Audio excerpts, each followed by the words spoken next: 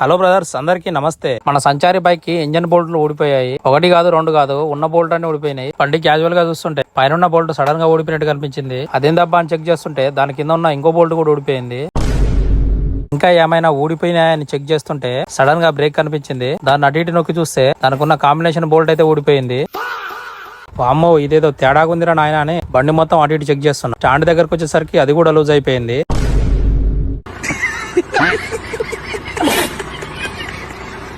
ఇన్ని చూసేసరికి దెబ్బకు షోరూమ్ గుర్తొచ్చింది. బయటలు ఎక్కడ రిపేర్ చేయాలని చెప్పి షోరూమ్ దగ్గరికి వెళ్ళా. తీరా షోరూమ్ లో అడిగితే బోల్ట్లు ఇక్కడ దొరకవు, బయటలపై తెచ్చుకున్నారు.